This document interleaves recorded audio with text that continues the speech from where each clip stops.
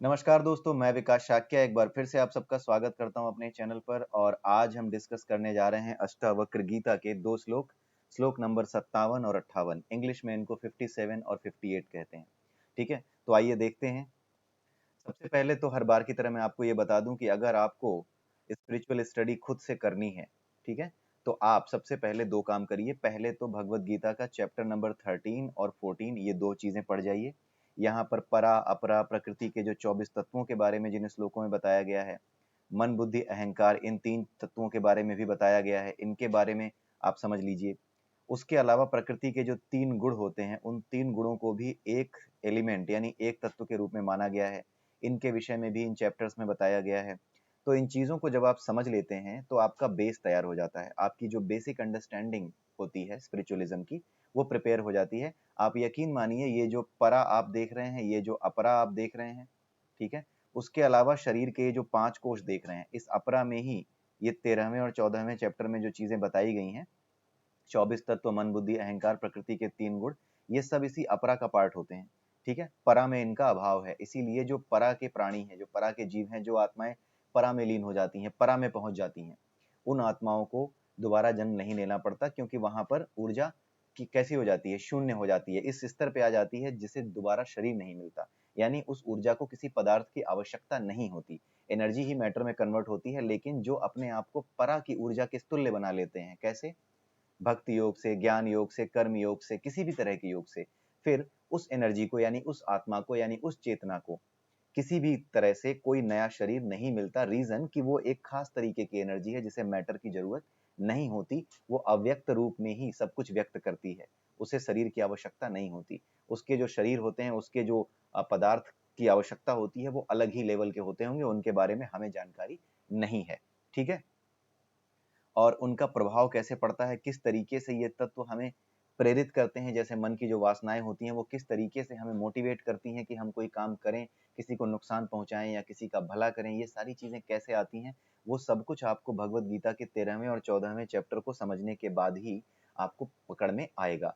और वो चैप्टर, दोनों ही चैप्टर इसीलिए बड़े इंपॉर्टेंट हैं। ठीक है, उसके अलावा केन, मुंडक और मांडुक्य, ये जो तीन उपनिषद हैं, इन तीन उपनिषदों को भी आप पढ़ जाइए। ऐसे तो सारे ही उपनिषद बहुत अच्छे हैं, लेकिन जो केन, मुंडक और मांडुक्य है ना, ये तीनों भी आपका बेस तैयार करने में हेल्प करते हैं। तो ये जो तीन उपनिषद हैं जो बेस तैयार करने में हेल्प करते हैं, ये आप कर जाइए। उसके अलावा भगवत गीता के 13वें और 14वें चैप्टर को आप कर जाइए, तो आप रेडी होते हैं। ठीक है, आप तैयार होते हैं स्पिरिचुअलिज्म में सेल्फ स्टडी के माध्यम से आगे बढ़ने के लिए। फिर आप भगवत गीता पढ़ें, अष्टावक्र गीता पढ़ें, पुराण पढ़ें, वेद पढ़ें, कुछ भी पढ़ें, भगवत गीता को पूरा पढ़ते चले जाएं, कुछ भी करें, वो सारी चीजें आपको स्वाध्याय के माध्यम से आगे बढ़ाने में आपकी सहायता करती हैं। ठीक है, लेकिन इसका मतलब ये नहीं है कि आप ये किताबें पढ़ करके ज्ञानी हो जाएंगे। किताबें पढ़ करके कोई ज्ञानी नहीं हुआ। ज्ञान वही है जो अनुभव में आ सके। तो अनुभव कराने का जो काम करता है, आपके आत्म का अनुभव कराने का जो काम करता है, यानी आपकी आत्मा का अनुभव जिससे होता है, वो अनुभव कराने का काम जो है केवल और केवल गुरु करता है, सदगुरु करता है। इसीलिए जिसे गुरु कहते हैं, उसका कोई रिप्लेसमेंट नहीं है। ये चाहे आप जितना पढ़ लें, चाहे आप जितना समझ लें, अच्छी से अच्छी किताब पढ़ लें, अच्छे से अच्छे गुरु से, बहुत अच्छे तरीके से समझाने वाले से, किसी से भी समझ लें, कोई फर्क नहीं पड़ता। आपको लगता है कि हमारे चैनल से आपको अच्छा समझ में आता है, कोई बात नहीं, हो सकता है आपको लगता हो किसी और चैनल से भी बहुत अच्छा समझ में आता है, होगा, और भी चैनल्स होंगे, और भी लोग होंगे जो बहुत अच्छा समझा रहे होंगे। लेकिन इतना करने के बाद भी, समझने के बाद भी, आप सिर्फ और सिर्फ तैयार होते हैं किस चीज के लिए? इस चीज के लिए कि गुरु आपको दीक्षा दे सके, यानी गुरु नाम की जो ऊर्जा है उसका आपसे समागम हो सके, उससे आपकी मुलाकात हो सके। ये केवल तैयारी होती है गुरु को प्राप्त करने की। जैसे कोई मंदिर का निर्माण करते हैं, तो मंदिर के निर्माण से पहले उस जगह को शुद्ध किया जाता है। शुद्धता पहली चीज होती है, उसके बाद दिव्यता की बात होती है। पहले शुद्ध फिर दिव्य बनाया जाता है, क्योंकि शुद्ध बनाने के बाद भी उसमें किसी और चीज को रखा जा सकता है। जिस जगह को शुद्ध किया है आपने, उस जगह पे हो सकता है आप सफाई करके किसी और चीज को भी बनाना चाह रहे हो, स्कूल बनाना चाह रहे हो, दारू की दुकान खोलना चाह रहे हो, ठीक है, मीट मांस की दुकान खोलना चाह रहे हो, कुछ भी वहां पे शुद्ध करने के बाद, यानी सफाई करते ही है, कोई भी चीज नई शुरू करते हैं तो सफाई करते हैं, तो सफाई करने से बात नहीं बनती। मंदिर वहां पर तभी बन सकता है जब वहां पर मुहर लग जाए कि ये दिव्य जगह हो गई है, यहाँ पर प्राण प्रतिष्ठा कर दी गई है, जो भी की जाती है, एक संकल्प लिया जाता है कि यहाँ पे मंदिर ही बनेगा। तो वो जो संकल्पित जो संकल्प लिया जाता है कि हाँ मंदिर ही बनेगा, वही जो संकल्पित एक विचार होता है वो गुरु ही आपको उस विचार की तरफ ले जाता है और फिर उस विचार से भी मुक्त कर देता है, क्योंकि आप जब अपने आप को जान जाते हो तो उस विचार की भी आवश्यकता नहीं रह जाती। उसी तरीके से जब मंदिर बन जाता है तो फिर संकल्प की आवश्यकता नहीं रह जाती। तो जो दिव्यता है ये मुख्य चीज है, लेकिन उससे पहले शुद्धता आनी चाहिए। जिस जगह पे गंदगी पड़ी हो उस जगह पे आप आचमन नहीं कर सकते। उस जगह पे आप, अगर मान लीजिए आपको कहीं मंदिर खोलना है और वहां पे कूड़ा कबाड़ा पड़ा हुआ है, कचरा पड़ा हुआ है, ठीक है, पूरे शहर का कचरा वहीं डाला जाता है और आप चाहते हैं कि इस जगह को शुद्ध करके इसके आसपास ही कहीं मंदिर बनाया जाए, तो आप उस जगह को पहले शुद्ध करोगे, ठीक है, पहले उस जगह की सफाई करोगे। सफाई करने के बाद जो जगह बनेगी फिर उस जगह पे पूरा बिल्कुल समतल करोगे, वहां पे मिट्टी डाली जाएगी, उसको शुद्ध किया जाएगा, उन चीजों से शुद्ध किया जाएगा जो गंदगी को पूरा वहां से नामो निशान तक हटा दें, उनको ढक दें। उसके बाद क्या होगा, सिर्फ इतना करने से बात नहीं बनेगी, आपको वहां पर क्या करना होगा, आपको वहां पर क्या लाना होगा, दिव्यता लानी होगी। यानी वहां पर आपको सबसे पहले पूजा पाठ या एक इस तरह की चीज करनी होगी, जो कि ये संकल्प ले लें आप सभी कि हाँ हमें इस चीज को इस जगह पे मंदिर ही बनाना है, इस चीज का इस्तेमाल मंदिर बनाने में ही करना है। आप ऐसा नहीं कर सकते कि कहीं पे अभी सफाई नहीं हुई और वहीं पे आप बैठ जाएं सबको बुला करके और वहां पे संकल्प ले लें कि यही मंदिर बनेगा। नहीं, ये कभी करते हुए देखा है, होता हुआ देखा है? नहीं। पहले सफाई होती है, फिर वहां पर पूजा अर्चना होती है, वहां पर फाउंडेशन स्टोन डाला जाता है। तो यही नियम होता है, यही नियम यहाँ पर भी फॉलो होता है। पहले आप अपने अंतःकरण को शुद्ध करते हो। कैसे? भगवत गीता में जो आपको ध्यान योग, भक्ति योग, कर्म योग ये सब बताए गए हैं, उससे आप पहले शुद्ध करते हो अपने अंतःकरण को। उसके बाद जब गुरु प्राप्त होता है, गुरु की तैयारी होती है, ये शुद्धता जो है गुरु की तैयारी होती है। भाई पंडित जी को आप कब बुलाते हो? जब उस जगह पे सफाई करा ली जाती है। जब सफाई कराई जाती है तो सफाई कोई भी कर रहा होता है, लेकिन जब प्राण प्रतिष्ठा होती है, वहां पर जब पूजा अर्चना की जाती है, फाउंडेशन स्टोन रखा जाता है मंदिर के लिए, तो वो काम विशेष पुजारी पुरोहित ही करता है, ठीक है, या कोई गुरु जिसके माध्यम से ये कराया जाता है। इसीलिए शुद्धता और दिव्यता को आप इस उदाहरण से आराम से समझ सकते हैं, इसीलिए मैंने ये उदाहरण लिया यहाँ पर। अब आइए चलते हैं आगे, आज के श्लोक देखते हैं। श्लोक नंबर 57, इसमें क्या कहा जा रहा है? इसमें यह बताया गया है कि कर्तव्य ही संसार है। सीधी सी बात कह दी गई है कि ये पूरा का पूरा जो संसार है, यहाँ पे बिना कर्म किए आप रह ही नहीं सकते, आपको कर्म करना ही पड़ेगा, बस यही बताया जा रहा है। आप किसी कर्म को छोड़कर भाग नहीं सकते। अगर आप ये सोचते हैं कि मैं घर छोड़ के भाग जाऊं, परिवार छोड़ के भाग जाऊं और सन्यास ले लूं, वही सन्यास है, तो फिर वहां जाकर भी आपको क्या होगा, एक विशेष प्रकार का कर्म करना होगा। आपने घर के काम तो छोड़ दिए, लेकिन जब आपने आपने ये सोचा कि मैं कर्मों से संन्यास ले रहा हूँ, एक तरह के कर्मों से संन्यास ले रहा हूँ, लेकिन दूसरे तरह के कर्म जो संन्यास आश्रम में रहकर किए जाते हैं, लोगों की सेवा करना, भीख मांग के खाना, अपना खाना खुद बनाना, ये सब कर्म तो करोगे ही ना। तो कोई भी कर्म, चाहे आप किसी भी प्रवृत्ति में जाएं, चाहे आप ज्ञान योगी बने, चाहे कर्म योगी बने, चाहे ध्यान योगी बने, अगर आप ध्यान करते हैं तो भी ध्यान में प्रयास तो करते हैं ना, यही प्रयास ही कर्म है।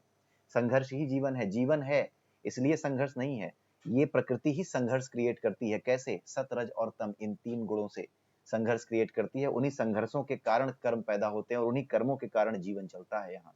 तो ये मत कहिए कि जीवन है तो संघर्ष है। सत्य ये है कि संघर्ष है इस प्रकृति में, तभी जीवन है। ये आध्यात्मिक सोच है। जीवन एक संघर्ष है। ये एक बुद्धिमान व्यक्ति की, लॉजिकल व्यक्ति की सोच है, जो भौतिक जगत में रह करके एक समझदार व्यक्ति की तरह स्थापित है, उसकी सोच है। लेकिन संघर्ष है इसलिए इस प्रकृति में जीवन है, इस पृथ्वी पर जीवन है, ये आध्यात्मिक सोच है। ठीक है, एक और एक दो होते हैं, ये भौतिक सोच है। एक और एक 11 होते हैं, ये लॉजिकल व्यक्ति की, एक बुद्धिमान व्यक्ति की सोच है, जो भौतिकता में है तो सही, लेकिन फिर भी इतना आगे बढ़ा हुआ है कि समाज को एक बेहतर दिशा दे सकता है। एक और एक 11, ये क्षत्रियों का गुण होता है, संगठन बनाना, संगठित करना। ठीक है, उसके अलावा होता है एक और एक, जब कोई व्यक्ति एक और एक ही होता है तो ये व्यक्ति करुणामयी होता है, ये भक्ति योगी होता है। ठीक है, ये वास्तविक सन्यासी होता है। उसके बाद आता है एक महान विचार, एक और एक 0, शून्य। मैं एक हूं, वो भी एक है। मैं एक परमात्मा, एक आत्मा हूं, एक वो परमात्मा है, उसी परमात्मा से मैं प्रकट हुआ हूं। जब तक ये विचार है कि मैं उस परमात्मा से प्रकट हुआ हूं, ये क्या है? ये दो हैं, एक और एक अभी भी दो हैं। लेकिन जब मैं ये मान लूं कि जिस तत्व से वो बना है वही तत्व मेरे अंदर है, उसी तत्व से मैं बना हूं। जैसे आग है और चिंगारी है, दोनों आग ही हैं, चिंगारी भी आग ही है, दोनों एक ही हैं। और अंत में दोनों क्या हैं? अंत में दोनों मिल करके शून्य ही है। उसी शून्य से आग उत्पन्न हुई है, उसी शून्य से ये पूरी की पूरी प्रकृति, पूरी की पूरी सृष्टि उत्पन्न हुई है। तो एक शून्य, एक निराकार से ये संपूर्ण जगत साकार हुआ है। उसी निराकार से संपूर्ण जगत साकार हुआ है। कहीं कृष्ण है, कहीं राम है, अलग अलग रूपों में व्यक्त है वही निराकार। ठीक है। हर एनर्जी, जितनी भी तरह की एनर्जी है वो पदार्थ में कन्वर्ट हो सकती है। अपरा में कन्वर्ट होने वाली एनर्जी अलग लेवल की है, परा में कन्वर्ट होने वाली एनर्जी अलग लेवल की है। उसको अलग पदार्थ मिलते हैं, उसे दिव्य शरीर मिलते हैं। ठीक है। तो ये जो विचार हैं, जब ये विचार आपके दिमाग में आते हैं, जब इस तरह से आप सोच पाते हैं, तब आप समझिए कि आप सही दिशा में चल रहे हैं और आप जान जाते हैं कि ये कर्तव्य ही संसार है। कर्तव्य करते रहना है, आप उससे छूट नहीं सकते, किसी भी तरह के कर्म से छुटकारा नहीं है। तो यहाँ पर यह कहा गया है कि जो ज्ञानी है, कर्तव्य ही संसार है। वो जो ज्ञानी होता है वो ये नहीं मानता कि ये जो संसार है, जिस संसार में हम आए हैं, ये बिल्कुल शून्य है, ये सब माया है, जो कर्म कर रहा हूँ ये भी माया है, सब ये नहीं मानता। वो ये मानता है कि जो कर्म आ पड़ा है सामने उसे करना पड़ेगा। ठीक है। और ये भी नहीं मानता कि ये संसार निराकार है, केवल देखने का भ्रम है। वो ये मानता है कि भ्रम से ही, भ्रम के कारण ही ये उत्पन्न हुआ है, उसी माया ने इन चीजों को उत्पन्न किया है। लेकिन अभी जब हम जी रहे हैं तब जबकि ये मेरे सामने है, तो जिस रूप में मेरे सामने आया है उस रूप में, इस माया में मैं अपने प्रवृत्ति के अनुसार इस माया को झेलूंगा, इसमें अटैच नहीं होऊंगा। जब मैं अटैच हो जाता हूं तो मैं उस माया से घिर जाता हूं। मैं बिना अटैच हुए ये मानते हुए कि ये काम तो मेरे सामने आया है इसलिए मुझे करना ही पड़ेगा। अब जैसे मैं अगर एक सैनिक हूं, बॉर्डर पे खड़ा हूं, तो मेरे ही सामने दुश्मन का सैनिक आएगा, मेरी भी जान ले सकता है और मैं उसकी भी जान ले सकता हूं। तो ये परिस्थिति मेरे सामने ही बनेगी। तो अपनी प्रवृत्ति के अनुसार जो भी कर्म मेरे सामने आया है, उसमें यह ध्यान रखते हुए कि क्या मेरा कर्तव्य बनता है कि मैं इस कर्म को करूं, क्या क्या ये मेरा अधिकार है कि मैं ये कर्तव्य करूं, इसे गोली मार दूं, और क्या मेरे पास कारण है इसे गोली मार दूं? हाँ, कारण है। अगर कोई शत्रु मेरे घर की ओर बढ़ा चला आ रहा है तो कारण है। अगर कोई शत्रु मेरे देश की ओर चला आ रहा है तो कर्तव्य बनता है मेरा कि मैं उसे रोकूं। और अगर कोई शत्रु मेरे घर की तरफ या मेरे देश की तरफ बढ़ा चला आ रहा है तो मेरा अधिकार भी है कि मेरे हाथ में बंदूक मिली है, वही मेरा अधिकार है, इसे गोली मारने का अधिकार मुझे है, मैं गोली मार दूंगा। ठीक है। तो ये है कर्म। तो आप देखिए, हिंसा करते हुए भी आप एक निराकार, आप जो है एक क्या कहते थे, निष्काम कर्म कर रहे हैं। देखने में हिंसा लग रही है लेकिन ये एक निष्काम कर्म है जिसमें कोई अटैचमेंट नहीं है, केवल शुद्ध कर्तव्य है। प्रवृत्ति के अनुसार, अपनी प्रवृत्ति के अनुसार, अपनी जो स्थितियां आपने बनाई हैं, अपने अपना जो ज्ञान आपने लिया है, उस ज्ञान के कारण, या आपने जो अर्जित किया है गुण कि ठीक है मैं सैनिक ही बनूंगा, इस गुण के कारण, इस प्रवृत्ति के कारण ही आपके सामने ये कर्म एक विशेष तरह का आपको आपके सामने आया है। इसे आपको स्वीकारना पड़ेगा और इसे करना ही पड़ेगा। ठीक है। तो जो ज्ञानी होता है वो इसको बिल्कुल नहीं मानता कि ये दुख से रहित नहीं है, या निर्विकार नहीं है, या शून्याकार नहीं है। वो ऐसा मानता है कि इस संसार में कर्म करना ही पड़ेगा। ना तो यहाँ पे दुखों से छुट्टी है, कब? जब आप अटैच हो जाएं। ठीक है। दुख यानी एक वो जब अटैच होके दुख होता है, दूसरा वो जो दूसरों को लगता है कि इसे दुख हो रहा होगा लेकिन अंदर से आप संतुष्ट हैं, स्वीकार्यता की स्थिति में है कि नहीं ये तो होना ही था।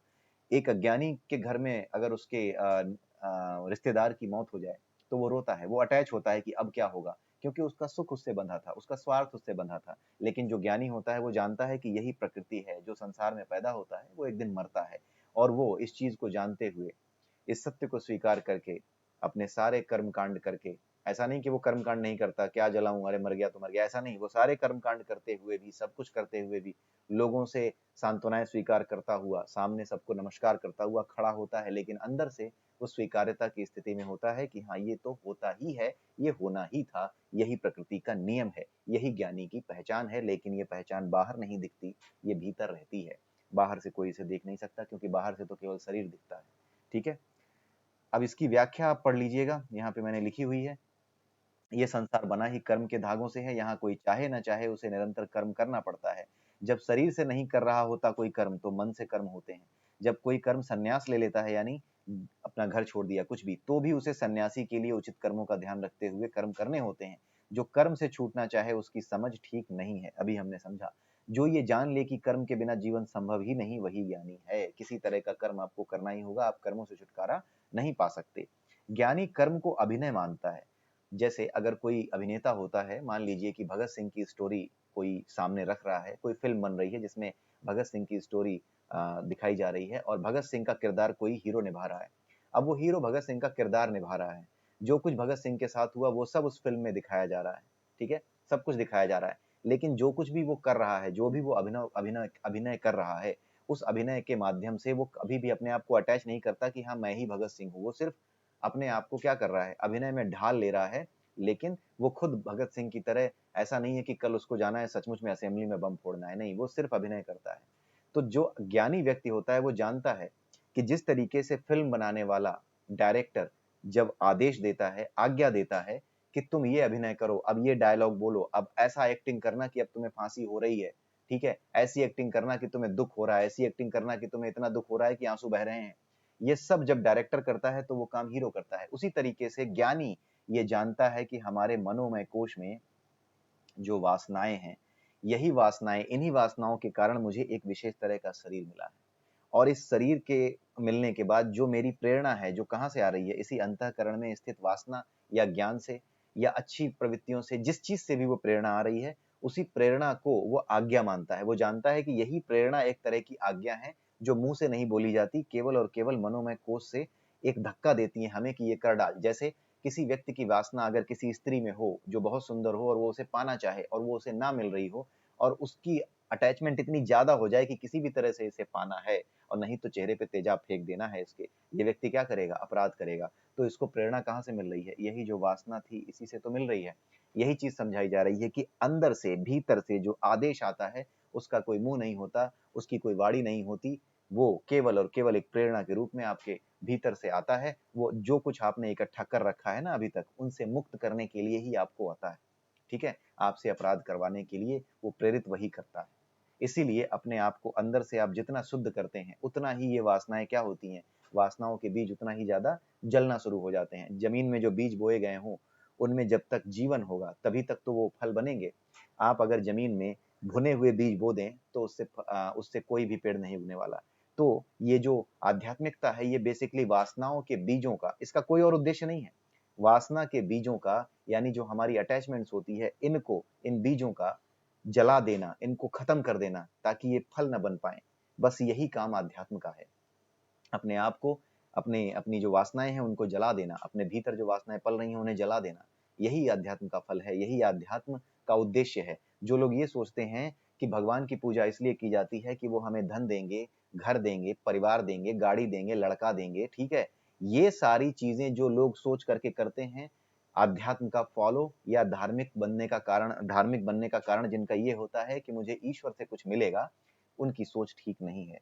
केवल और केवल एक उद्देश्य है आध्यात्म का, धार्मिकता का, कि वो आपको ईश्वर की तरफ ले जाएं, ना कि इस संसार में गिराएं। जो लोग ये सोचते हैं कि संसार मिलेगा, वो मूर्ख हैं। वो भगवान से संसार मांगते ही क्यों हैं? अरे, जब एक दिन मर ही जाओगे तो संसार क्यों मांगते हो? तुम अमरता मांगो, मिल जाए तो ले लो। तो समझने वाली बात है, ठीक है। तो ये जो मूर्खता है ये नहीं करनी चाहिए। आध्यात्मिकता का, धार्मिकता का वास्तविक उद्देश्य समझना चाहिए। वास्तविक उद्देश्य है ईश्वर की प्राप्ति, वास्तविक उद्देश्य है अपने आत्म स्वरूप की प्राप्ति। इसके अलावा आध्यात्मिकता का कोई उद्देश्य नहीं है, ठीक है। यही हमारे जीवन का भी उद्देश्य है। अज्ञानी कर्म में उलझा रहता है क्योंकि, और उससे अपनी वासनाएं जोड़ लेता है, क्योंकि वो अपनी वासनाएं उससे जोड़ लेता है, और सुख की इच्छा, जो कि सुख की इच्छा से जन्म लेती है। जितनी वासनाएं सुख की इच्छा से जन्म लेती हैं। कोई भी आदमी कोई भी काम जो कर रहा है वो सुख की इच्छा से कर रहा है। या तो आत्म संतुष्टि होती है कुछ लोगों को कोई काम करके, भले ही पैसा ना मिल रहा हो फिर भी आत्म संतुष्टि होती है। ऐसे लोग अपने कर्म में परफेक्ट होते हैं। एक कहानी मैंने आपको सुनाई होगी, जब भगवत गीता का 12वां चैप्टर हम डिस्कस कर रहे थे, जिसमें अपने जो तानसेन थे उनकी कहानी सुनाई थी, उनके जो गुरु थे हरिदास, उनकी कहानी सुनाई थी। तो वो जो चीजें हैं, जो लोग अपनी आत्म संतुष्टि के लिए, अपने ईश्वर के लिए केवल अपना कर्म समझ के कोई काम करते हैं, उनकी परफेक्शन जरा देखिए आप, वो बड़े परफेक्ट होते हैं अपने काम में। तो कुछ लोग अपने काम को आनंद की वजह से करते हैं, कुछ कुछ पाने की इच्छा से करते हैं कि मुझे इतने पैसे मिल गए तो मेरा जीवन आसान होगा, मेरे बच्चों का जीवन आसान होगा। कुछ इस उद्देश्य करते हैं, सबके अलग अलग उद्देश्य हैं, लेकिन आखिरी उद्देश्य क्या है? आखिरी उद्देश्य है सुख और शांति। लेकिन ये सुख और शांति जीवन के आखिरी समय तक मिलती ही नहीं। और मैं आपको यकीन दिलाता हूं, जब मैं मरूंगा, जब आप मरेंगे, कोई भी मर रहा होगा आप में से, हम में से कोई भी मर रहा होगा, तो आखिरी समय में ये समझ आ जाएगा कि मैंने जो कुछ जीवन में किया था उसमें कहीं कोई सुख नहीं था। ये आखिरी समय में समझ में आता है। मरने से ठीक पहले आप ये जान जाओगे, हर कोई जान जाएगा, चाहे आप आज मानो या ना मानो। बस अपने जीवन के समाप्त होने का इंतजार करो। आई गारंटी यू कि यही होगा। आप ये बोलेंगे खुद से, आपकी अंतरात्मा बोलेगी, अंदर ही अंदर अपने आप से ये बोलेंगे कि यार, जिन चीजों के लिए तुम जीवन भर भागते रहे, उनमें कहीं कोई शांति नहीं थी, कोई सुख नहीं था। और मरते समय भी एक अधूरापन लेकर आप मरोगे, और वही आपके अगले जीवन का कारण बन जाता है। इसलिए ये अधूरापन आपके साथ ना जाए, इसलिए आध्यात्मिकता की ओर आइए, सनातन धर्म की ओर आइए। आप चाहे किसी संप्रदाय के हों, कहीं भी हों, सनातन का अर्थ ये नहीं है कि आप हिंदू बन जाएंगे, आपको परिवर्तित कर दिया जाएगा, आपका जो है क्या बोलते हैं धर्म परिवर्तन कर दिया जाएगा, नहीं। सनातनी होना धर्म परिवर्तन करने का कोई उसका कोई कारण नहीं है। आप कोई भी हो, कुछ भी हो, सनातन को फॉलो अपनी स्थिति में रह करके अपनी मान्यताओं के साथ जी करके कर सकते हैं। आप चाहे कोई हो, अपनी कोई मान्यता मानते हो, उन मान्यताओं के अतिरिक्त बस इन विचारों को अपने साथ रखिए और समझिए, इन विचारों के साथ जीना सीखिए। फिर चाहे आप किसी भी धर्म के हो, एक मुस्लिम भी अगर एक हिंदू की बात को ऐसे समझ ले और एक हिंदू भी अगर मुस्लिम धर्म ग्रंथों में लिखी हुई जो ये जो वैचारिक बातें हैं, वैचारिक बातों को समझ ले, विचारों को जान ले, तो वो कोई भी धर्म का बाहर से दिखता रहे, किसी भी घर में पैदा हो गया हो, उससे कोई फर्क नहीं पड़ता, वो लगातार संसार के भले का ही काम करेगा। ठीक है, लेकिन जिसने अपने आप को श्रेष्ठ मान लिया कि बस हम ही श्रेष्ठ हैं, हमारे धर्म के अलावा सब पानी कम है, वो दिक्कत ही करेगा संसार को, वो उपद्रवी ही बनेगा संसार में, वो दूसरों की जान भी ले लेगा अपने धर्म की खातिर, इतना दुष्ट हो जाएगा वो। ठीक है, ये कराता है धर्म, ये कराती है फिलॉसफी। फिलॉसफी को आप कमजोर चीज मत समझिए। सारी लड़ाइयां, भाइयों से भाइयों में लड़ाइयां, दोस्त एक अच्छे दोस्त की दूसरे अच्छे दोस्त से लड़ाई हो जाना, शत्रुता हो जाना, ये सब फिलॉसफी का ही खेल होता है, क्योंकि फिलॉसफी आपका अस्तित्व होती है। जब आपकी फिलॉसफी को चुनौती मिलती है तो आपके अस्तित्व को चुनौती मिलती है, और वो चुनौती आपका दोस्त भी दे तो दुश्मन बन जाता है, आप उसे स्वीकार नहीं कर पाते कि आपका दोस्त रह गया। ये बहुत बड़ा रहस्य है, गूढ़ रहस्य है, इसे आप समझ लीजिए। ठीक है, 58वां श्लोक देखते हैं। अज्ञानी कर्मों को नहीं करता हुआ भी सर्वत्र विक्षोभ अर्थात संकल्प विकल्प के कारण व्याकुल रहता है, और ज्ञानी सब कर्मों को करता हुआ भी शांत चित्त वाला ही रहता है। अच्छा, अज्ञानी कर्मों को करता हुआ भी परेशान क्यों रहता है? ये जो लाइन लिखी इसका क्या मतलब है? वो परेशान इसलिए रहता है क्योंकि वो कहीं से सुन के बैठा होता है कि सन्यास लेने का मतलब है घर छोड़ के भाग जाओ, घर के काम करना छोड़ दो, माता पिता बीवी बच्चे ये सब बेकार की चीजें हैं, छोड़ करके कहीं जंगल चलो, हिमालय की गुफा में कहीं बैठ जाओ। वो ये सोचता है, उसके विचार ठीक नहीं है। ये भी एक तरह का काम है कि वो घर छोड़ करके चला जाए, लेकिन जब तक आपकी वो प्रवृत्ति ना हो गौतम बुद्ध जी की तरह कि उनका मन ही नहीं लगता था, वो न्याय ही नहीं कर पा रहे थे अपने वैवाहिक जीवन के साथ, सांसारिक जीवन के साथ, जब वो न्याय ही नहीं कर पा रहे थे, विचार ही जब उनके सन्यासियों वाले थे, जो विचारों से सन्यासी हो चुका हो, उसका सन्यास लेना उचित है, उसका सन्यास लेना सही है, उसे ले भी लेना चाहिए। लेकिन जो व्यक्ति ये सोचे कि नहीं मैं बड़ा परेशान हो रहा हूँ, ये घर ही मेरी परेशानी का कारण है, ये बीवी बच्चे मेरी परेशानी का कारण है, ये माता पिता ये रिश्तेदार मेरी परेशानी का कारण है, इन्हें छोड़ के निकल जाना चाहिए, ऐसा व्यक्ति कहीं से सुन के बैठा होता है कि हाँ घर परिवार सब छोड़ दो, छोड़ो घर द्वार, चलो हरिद्वार, ये जो सुन करके सन्यासी बनने की कोशिश करता है वो कभी शांत नहीं रह सकता। क्यों नहीं रह सकता, आइए देखते हैं, मैं लिख के लाया हूं यहाँ पर, इसको पढ़ लेते हैं, आपको सब समझ में आ जाएगा, यही समझाना है, यही लिखा हुआ है। आप ध्यान से देखिए, अज्ञानी कर्म का त्याग करता है लेकिन दूसरे रूप में। ठीक है, वो वासना के बजाय कर्म के बाहरी रूप का त्याग करता है, यानी स्वाद के बजाय वो किसका त्याग कर देता है? वो भोजन का त्याग कर देता है। त्यागना क्या था? स्वाद की लालसा को त्यागना था, वो त्याग देता है भोजन को, क्योंकि उसने कहीं से सन्यास के विषय में यही सब सुन रखा होता है। मन से वासनाओं के बजाय बाहरी व्यवहार में कर्म का त्याग उसे व्याकुल रखता है, उसकी व्याकुलता का कारण यही होता है। आप भूख को जीत नहीं पाए, आप स्वाद को जीत नहीं पाए और भूखे बैठे हैं, तो अकुलाएंगे, क्या साधना करेंगे, क्या ध्यान लगाएंगे? जब भूख का निवारण ही आप नहीं खोज पाए तो सन्यास लेने का क्या फायदा? पहले इस भूख का उपचार तो कीजिए, पहले उस भूख को भोग तो लीजिए, पहले ये तो सोचिए कि ये जो भोग है, भूख जो स्वाद की वासना है, ये हटेगी कैसे? कर्म योग, ध्यान योग, भक्ति योग, ज्ञान योग, इनका पालन तो कर लीजिए, इनमें से किसी एक का। उसके बाद जब ये भूख को यानी स्वाद को दूर करना आप सीख जाएं, जब सादा भोजन आप करना सीख जाएं, तब तो आप समझिए कि आप इस लायक हुए हैं।